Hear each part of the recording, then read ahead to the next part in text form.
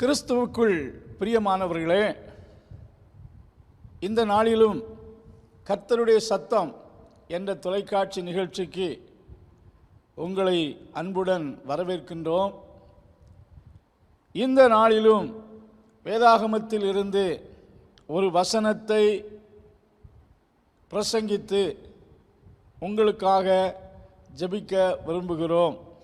ஆண்டவரிடத்திலிருந்து பெற்றுக்கொள்ள வேண்டிய ஆசீர்வாதங்களை நாம் பெற்றுக்கொள்ள வேண்டும். வேதத்தில் ஆண்டவர் கொடுக்கிறவர், நன்மையானதை நமக்கு தருகிறவர். ஆண்டவர் வாக்கு பண்ணியிருக்கிறார்.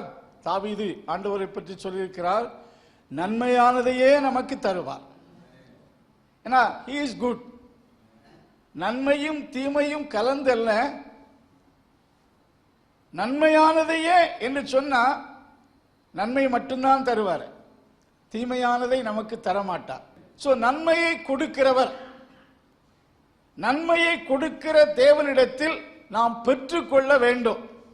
தேவனிடத்திலே பட்சபாதம் கிடையாது. என்ன கிடையாது? There is no partiality with God, not distinction with God. Even Yudan, even Kraken, even white man, black man என்று சொல்லக்கூடிய வித்தியாசமும் கிடையாது, முகதாட்சியமும் என்ன கிடையாது, கிடையாது. மனுஷனிடத்தில் அது இருக்கும். யாக்கோபுக்கு 12 பிள்ளைகள், 12 பிள்ளை அவன் தான் பெற்றான். ஆனால் ராகேலிடத்தில் பெற்ற பிள்ளை ஜோசப் இடத்துல அவனுக்கு தனி பாசம் இருந்துச்சு. அதுதான் குடும்பத்தின் பிரச்சனையாய் மாறிச்சு. ஒருவேளை கேட்கலாம், இயேசு கிறிஸ்து 3 சீசனுக்கு ஒரு ஸ்பெஷாலிட்டி, ஒரு ஸ்பெஷல் அன்பை காண்பு, அப்படி கிடையாது. சோ அவர்கள் 3 பேரையும் ஸ்தோத்திரம் முக்கிய சர்க்கிள் வைத்தது, அது பார்சியாலிட்டி கிடையாது. சோ தேவனிடத்தில் முகதாட்சணியம் கிடையாது. சோ ஆண்டவர் எல்லாருக்கும் கொடுக்கிறவர். ஸ்தோத்திரம். உலகத்தில் எல்லா மனுஷர்களும் தேவனிடத்திலிருந்து பெறுகிறவர்கள். குறிப்பாக நாம் தேவனிடத்திலிருந்து பெற வேண்டிய முக்கியமான ஆசீர்வாதங்களை பெற்றிருக்கிறோமா? சும்மா ordinary things, common blessing everybody have received from God. சுகம், மனைவி, பிள்ளைகள், வீடு, ஆஸ்தி, கார், படிப்பு, வேலை, இனி என்னென்னலாம் இந்த லிஸ்ட்ல வரணுமோ எல்லாமே ஆண்டவர் நமக்கு தந்தவைகள் தான். ஸோ அவைகளெல்லாம் பெரிஷபிள் திங்ஸ், அழிந்து போகக்கூடியவைகள். ஒரு நல்ல வீட்டை தந்திருக்கலாம், அந்த வீடு நிலையானது என்று சொல்ல முடியாது. நல்ல விலை உயர்ந்த காரை வாங்கியிருக்கலாம், கர்த்தர் இந்த காரை வாங்குவதற்கு பலன் தந்து அதை சவதரிக்கக்கூடிய ஸ்தோத்திர ஆற்றலை நமக்கு தந்தார். அது காட் கிவன் கிஃப்ட், தேவன் கொடுத்த ஈவுதான். ஆனாலும் அந்த கார் எக்காலத்திலும் அழிந்து போகாது கிடையாது, அழிந்து போகக்கூடியது. அது நித்திய ஜீவன் வரைக்கும் நிலைத்து நிற்கக்கூடியவைகள் அல்ல. சோ இன்றைக்கு உலகத்தில் ஆண்டவரிடத்திலிருந்து பொதுவான காரியத்தை எல்லாரும் பெற்றிருக்கிறார்கள். பட் முக்கியமானவைகளை பெற்றிருக்கிறோமா? நிலையான ஆசீர்வாதத்தை தேவனிடத்திலிருந்து பெற்றிருக்கிறோமா? Have you received the eternal blessing, undying blessing from God? தேவனிடத்திலிருந்து நிலையான, நிலைத்து நிற்கக்கூடிய ஆசீர்வாதங்களை பெற்றிருக்கிறோமா? ஆண்டவரிடத்திலிருந்து பெற்றுக்கொள்ள வேண்டிய எல்லாம், அதாவது சுகமோ, மனைவியோ, பிள்ளைகளோ, வேலை, எல்லாமே கத்த தருவதுதான். அதான் common blessing, ordinary blessing. So நிலையான முக்கியமான ஆசீர்வாதங்களை தேவனிடத்தில் பெறாதவர்கள் பெற்றுக்கொள்ள கர்த்தர் உங்களை நினைப்பூட்டுகிறார்.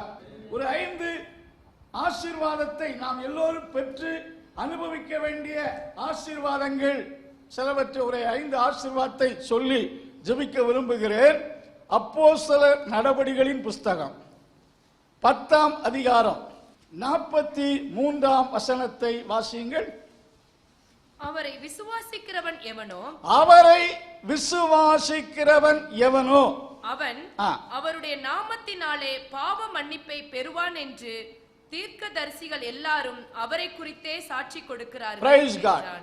இங்கே கர்த்தரிடத்திலிருந்து ஒரு மனுஷன் பெற வேண்டிய நிலையான ஆசீர்வாதத்தில் ஒன்றை பார்க்கின்றோம். The remission of sin, பாவ மன்னிப்பு. வசனத்திலே அவரை விசுவாசிக்கிறவன் எவனோ, whosoever believe in him shall receive remissions of sins, பாவ மன்னிப்பாகிய ரட்சிப்பை அவன் பெறுவான்.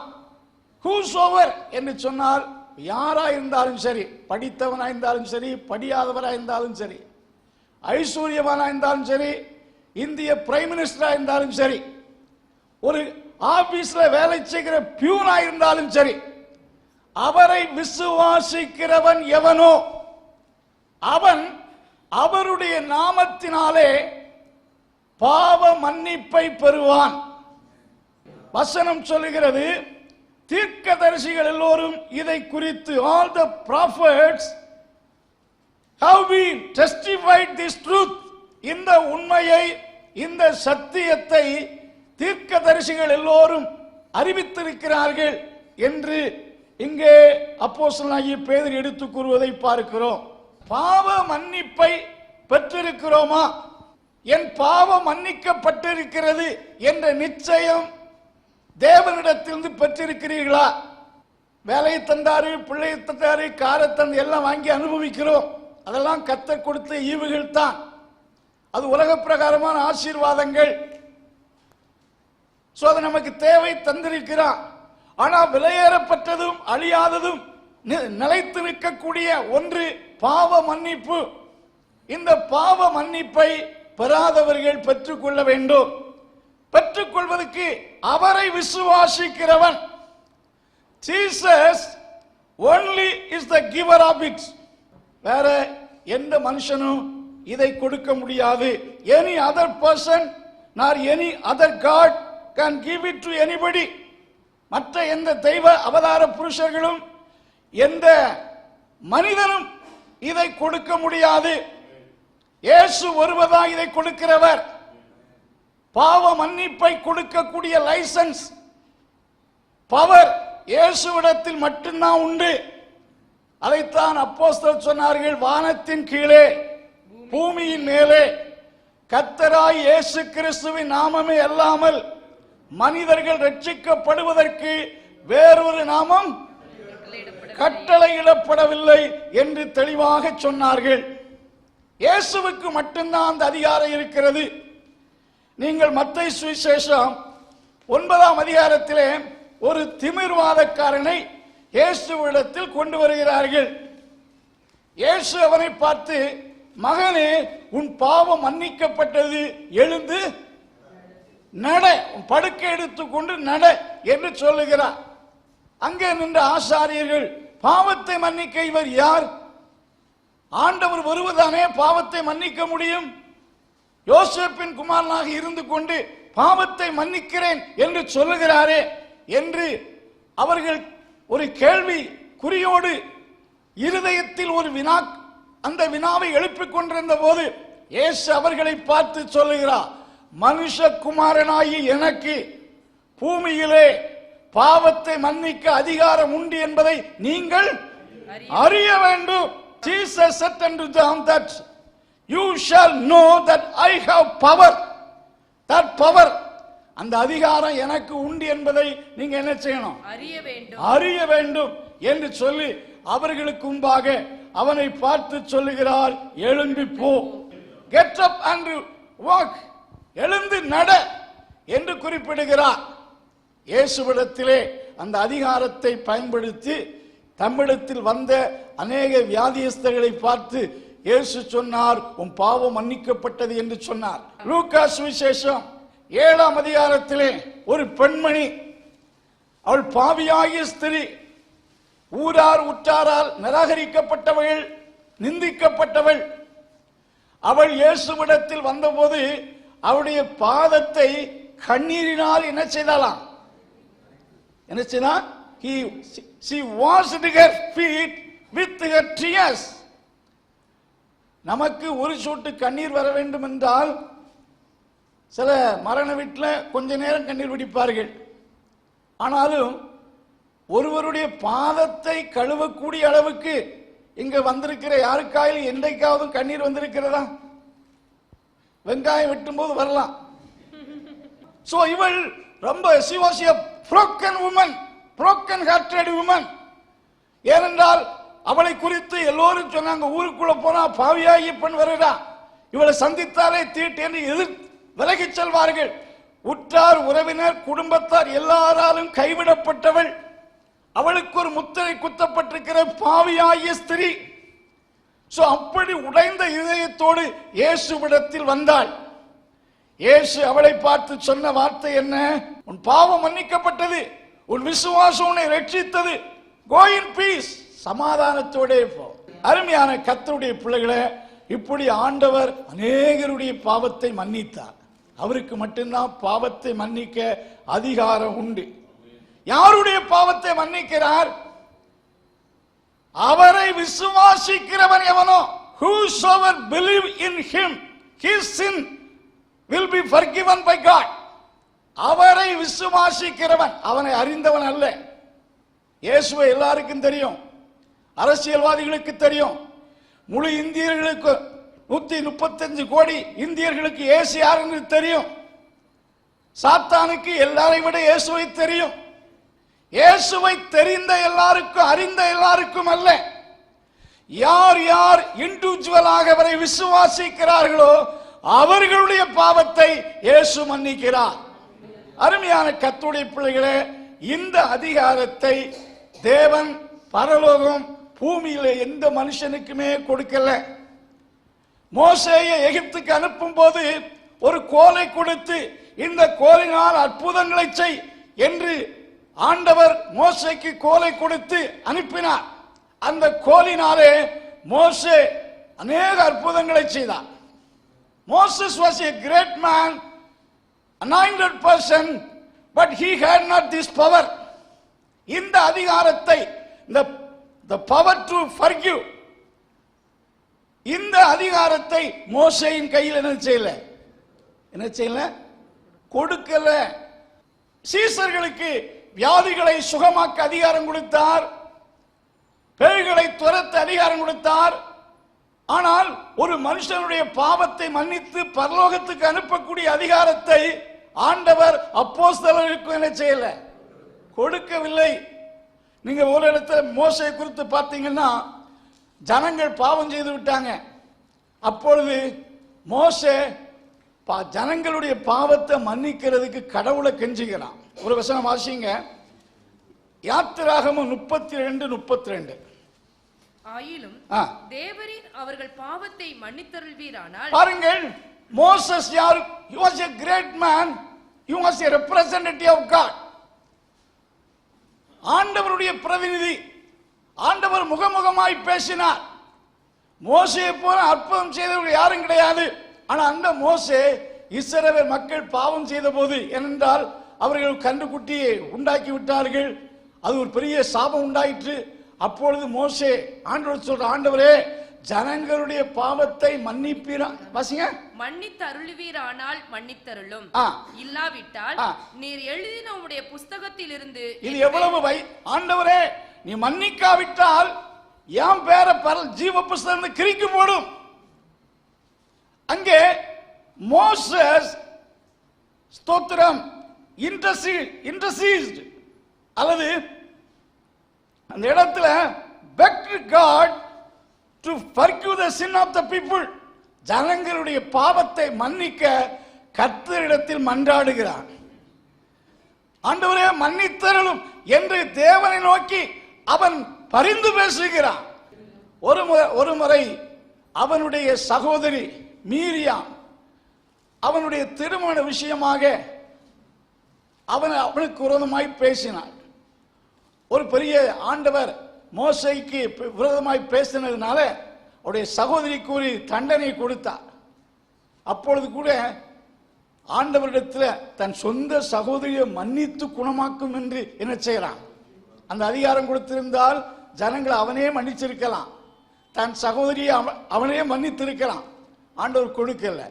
இந்த பாவ மன்னிப்பை பெறுவதற்கு இயேசுவை விசுவாசியுங்கள், பாவத்தை விட்டு மனம் திரும்பி அறிக்கை செய்யுங்கள். பாவ மன்னிப்பு கண்டிப்பாக பெறணும்.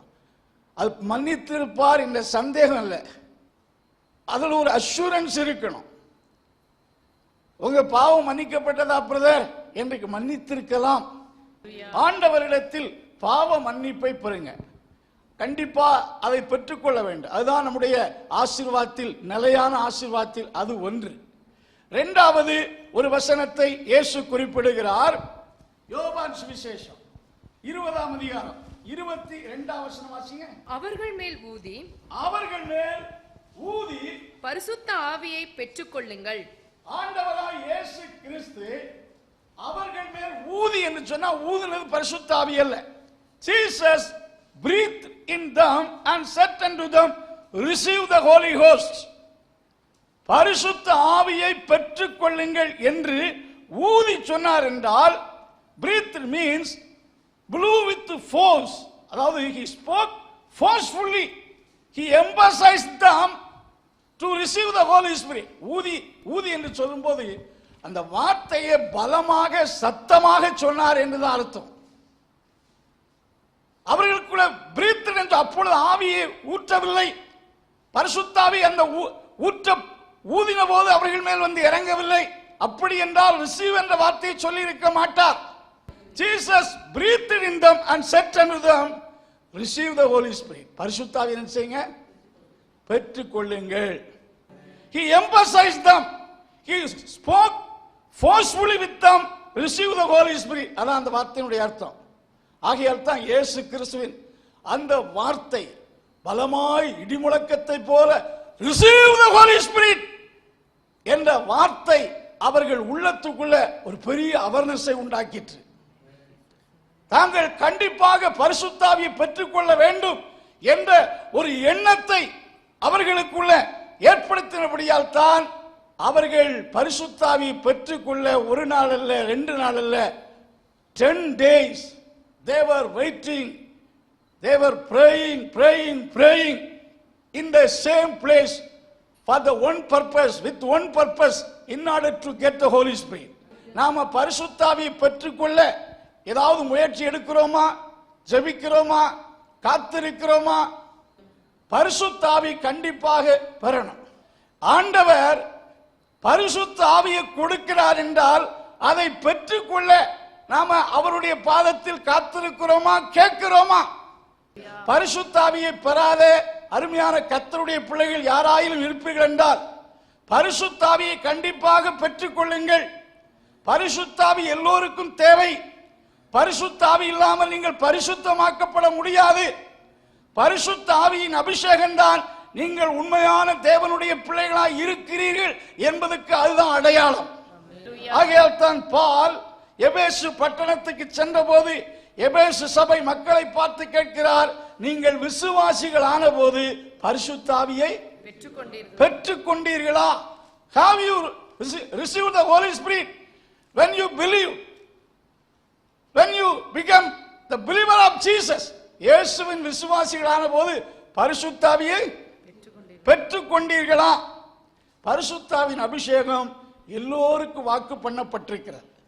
ஆண்டவர் சொன்னா இதை பெற்றுக்கொள்ளாம நீங்க எருசலேமை விட்டு என்ன செய்யாதீங்க, போகாதீங்க, நீங்க சாட்சியா இருக்க முடியாது. பரிசுத்தாவியை பெற்றுக்கொள்ளுங்கள் என்று இயேசு சொல்லுகிறார்.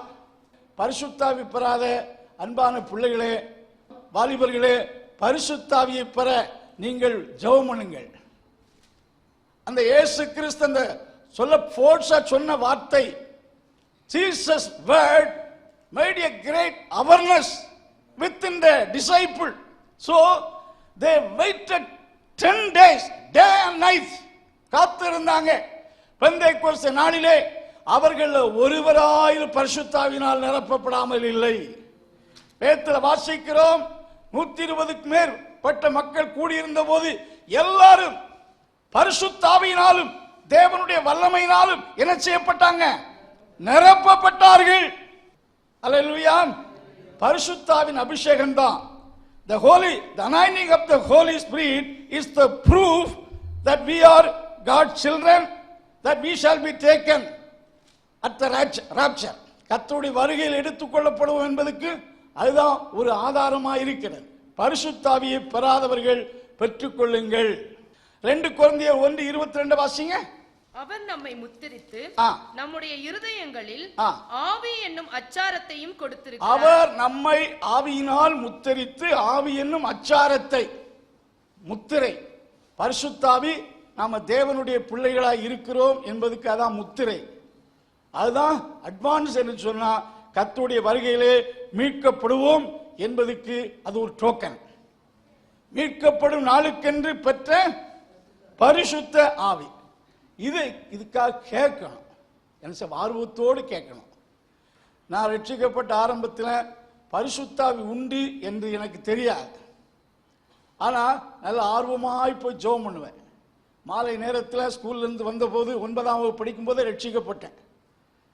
மாலை வேளையிலே ஸ்கூல்லேருந்து வந்தபோது அதுக்கு முன்னால் என்ன செய்வேன், ஸ்கூல்லேருந்து வந்த உடனே சீட்டாடுவதற்காக ஓடோடி செல்வேன், சீட்டு விளையாடுவேன். சினிமாவுக்குன்னு சொன்னால் ஓடோடி செல்வேன். ஆண்டவர் ரட்சித்த போது ஸ்கூல்லேருந்து வந்த உடனே பைபிள் எடுத்துக்கொண்டு தேரிக்காடு என்று சொல்லக்கூடிய காட்டு பகுதிக்கு செல்வேன். ஸ்தோத்திரம். எல்லாரும் ஆலயத்தில் அபிஷேகம் பெறுவார்கள். நான் அபிஷேகம் பெற்றது தண்ணீர் இல்லாத பாழான கிணறு. அங்கே போய் ஜெபம் பண்ணிட்டு இருக்கும்போது தேவ ஆவி என்மேல் இறங்கினார். அந்நிய பாஷைகளை நான் என்னை அபிஷேகித்தார்.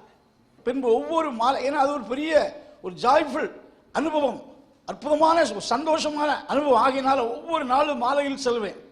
ஸ்தோத்திரம். தேவ ஆவியினால் நிரப்பப்பட்டு 1 மணி நேரம் 2 மணி நேரம் ஸ்தோத்திரம், ஒரு 6:30 போனால் 9 மணி வரை அப்படியே காட்டிலிருந்து ஜெபம் பண்ணி ஆவியினால் நிரம்பி ஸ்தோத்திரம். அப்போ நான் முட்டெல்லாம் பார்த்தாச்சுன்னா இங்கே தான் ஜெபம் பண்ணிட்டு இருப்பேன். ஆனால் கிட்டத்தட்ட ஒரு 100 அடிக்கு அப்பால் அந்த அபிஷேகத்திலே நிரம்பி அப்படியே நான் முட்டில் அப்படியே அந்த அளவுக்கு ஆவியில் நிரம்பி சென்றேன். நான் தனிமையாக ஜெபித்துக் கொண்டு அந்த ஆர்வம், அந்த வாஞ்சை, தேவன் என்னை ஆவியினால் அபிஷேகித்தார். அது எனக்கு மட்டுமல்ல, ஒவ்வொரு தேவ பிள்ளைகளுக்கும் அது வாக்கு பண்ணப்பட்டிருக்கிறது. அதை நாம் பெற்றுக்கொண்டால் தான் கர்த்தருக்கு சாட்சியாக இருக்க முடியும். ஆர்வத்தோடு கேளுங்கள். ஞானஸ்நானம் கேட்டா எல்லாருக்குமே பாஸ்டர்ஸ் கொடுத்து விடுவார்கள். ஞானஸ்நானம் எடுப்பது எளிது. ஞானஸ்நானம் மனுஷனிடத்தில் பெறுகிறோம். பரிசுத்தாவியை பாஸ்டர் டேனியல் கொடுக்க முடியாது. பரிசுத்தாவி யாதான் கொடுக்க முடியும்? யாதான் கொடுக்க முடியும் சொல்லுங்க? கர்த்தர் தான் கொடுக்க முடியும். ஒரு வசனம் வாசிங்க, லூக்கா 11:13.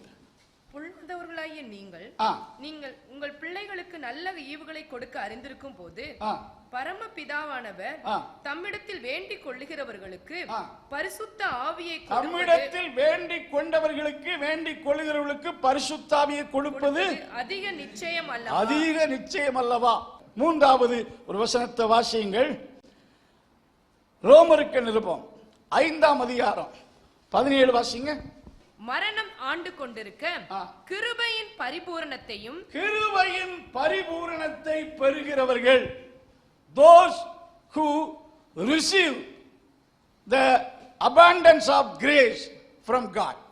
கிருபைக்கு சொந்தக்காரர் அவர்தான். சகல கிருபையும் பொருந்தியவர், கிருபை உள்ளவர். அந்த கிருபை உள்ள தேவனிடத்தில் பரிபூரணமான கிருபையை பெறுகிறவர்கள், பூரண கிருபையை பெறுகிறவர்கள், கிருபையை பெறுகிறவர்கள். தேவனிடத்தில் கிருபை என்றால் வாட் இஸ் த மீனிங்? அருமையான தேவனுடைய பிள்ளைகளே, கிருபை என்று சொல்லும்போது unmerited divine favour, divine influence, ஆண்டவர் உடைய ஒரு தயை, God's influence, God's divine favour. Divine favour, ஆண்டவருடைய தயை, கிருபை, அவருடைய பூரணமான கிருபையை நாம பெறணும். ரட்சிக்கப்பட்டது அவருடைய கிருபையினால. அல்லேலூயா. by the grace of God we are saved and standing by grace. அவருடைய கிருபையினால ரட்சிக்கப்பட்டு நிற்கிறோம். பைபிளில் சொல்லப்பட்டிருக்கு, கிருபையில என்ன செய்? பலப்படு. be strengthened in the grace that is in Christ. கிறிஸ்துவில் இருக்கிற கிருபையில். பவுல் தீமோத்தேயுவை பார்த்து அந்த வார்த்தையை தான் சொல்றார். ஏன் கிருபையில் பலப்பட வேண்டும் என்றால், if you want to be a, அதாவது நீங்க வாளா இருக்க விரும்புறீங்களா, தலையா இருக்க விரும்புறீங்களா? வாள் என்று சொன்னாச்சுன்னா பிறரால் ஆளப்படுகிறவர்கள். தலை என்றால் நல்ல, அதாவது கண்ட்ரோலிங் பவர். வாழ்க்கையில் நீங்க தலையாய் இருக்கணும்னா, அல்லது நீங்கள் வாழ்க்கையில் ஒரு ராஜாவை போல இருக்க வேண்டும் என்றால், நீங்க ஆண்டவருடைய பரிபூர்ணமான கிருபை என்ன செய்யணும்? பெற்றுக்கொள்ள வேண்டும். If you want to be like a king in life, you must receive the abundance of grace. அதாவது ஆண்டவருடைய பரிபூர்ணமான கிருபையை பெற்றவர். வசனம் சொல்லுது, கிருபையை பெற்றவர்கள் கிறிஸ்து என்னும் ஒருவராலே ஜீவனை அடைந்து ஆளுவார்கள். என்பது அதிக நிச்சயம். அடைந்து, அதாவது அதனுடைய சரியான மொழியாக்கம் சொன்னா, those who receive the abundance of grace shall reign in life by one Jesus. இயேசுவினால கிறிஸ்து வாழ்க்கையில் ஆளுகிறவர்களாய், ஆளத்தக்கவர்களாய் இருப்பார்கள். இன்றைக்கு நிறைய கிறிஸ்தவர்கள் பல ராஜாக்களால் ஆளப்படுகிறார்கள். Many Christians are controlled by different kinds of lords in their life. தங்கள் வாழ்க்கையில சிலருக்கு இச்சை ஒரு லாடா இருக்கலாம், பொறாம ஒரு லாடா இருக்கலாம். ஸ்தோத்திரம். பலவிதமான ஈவில் கேரக்டர்ஸ் அவர்களை கண்ட்ரோல் பண்ணலாம். பட் நீங்க கிறிஸ்துவின் பரிபூர்ணமான கிருபையை பெற்றுக்கொண்டவர்களாக இருந்தால், எந்த சூழ்நிலையிலும் நீங்க அவைகளை கட்டுப்படுத்தி கீழ்ப்படுத்தக்கூடியவர்களாய் இருக்க முடியும். ஆண்டவர் தமது பிள்ளைகளுக்கு தம்முடைய பரிபூர்ணமான கிருபையை கொடுக்கிறார். பவுல் அதுக்கு ஒரு ப்ராம்ப்ட் எக்ஸாம்பிள். அவர் ஆண்டவருடைய பூரண தயவை பெற்றவர். பரிபூர்ணமான கிருபை, God's full favour was upon Paul. அவர் சொல்ல, எல்லாவற்றையும் அனுபவிக்க எனக்கு அதிகாரம் உண்டு, ஒன்றுக்கு நான் என்ன செய்ய மாட்டேன். எவ்வளவு கோடி பணம் இருந்தாலும் அந்த கோடிக்கு கீழ் நான் அமிழ மாட்டேன், அதாவது ஒன்றுக்கும் அடிமைப்பட மாட்டேன் என்று, I will not become the slave of anything. ஒன்றுக்கு நான் அடிமையாய் போக மாட்டேன். அது எதை காட்டுகிறது? என்னோட சொல்றாரு, வாழ்ந்திருக்கவும் எனக்கு தெரியும், தாழ்ந்திருக்கவும் தெரியும், மனரமியமாய் இருக்க கற்றுக்கொண்டேன். அதாவது பிரதிகூலமான அனுகூலமான, ஆசீர்வாதமான ஆசீர்வாதம் இல்லாத எந்த வாழ்வையிலும் நான் எனக்கு நிலையாக இருக்க தெரியும். அது எதை காட்டுகிறது? ஒரு பேலன்ஸ்ட் மைண்ட். ஒன்று, அதாவது உயர்த்தும் போது அப்படியே உயர போறதில்லை, தாழ்த்தும் போது அப்படியே டிப்ரெஸ் ஆவதில்லை. எந்த நிலையிலும் நான் என்னால் எப்படி இருக்க முடியும், ஒன்றுக்கு நான் அடிமைப்பட மாட்டேன் என்று எதை காட்டுகிறேன்னு சொன்னால், அவருடைய படிப்பினால் அந்த அனுபவம் கிடைக்கவில்லை. கர்த்தருடைய கிருபை பரிபூர்ணமாய் இருந்தபடியால் தான் அவரால் அப்படிப்பட்ட நிலையில் இருக்க முடிந்தது. நான் அடிக்கடி பிள்ளைகளுக்கு சொல்வேன், மார்க் அதிகம் எடுத்தாலும் ரொம்ப சந்தோஷப்படாத, மார்க்கு ரொம்ப தாழ்வ போனாலும் அதனால நினைச்சாத. எப்பொழுதுமே ஒரு பேலன்ஸ் மைண்ட்ல இருந்துக்கொள். அது ஈஸியா வராது, பிள்ளைகளுக்கு வராது. கிருபை இருந்தால் அந்த நிலை இருக்கக்கூடும்.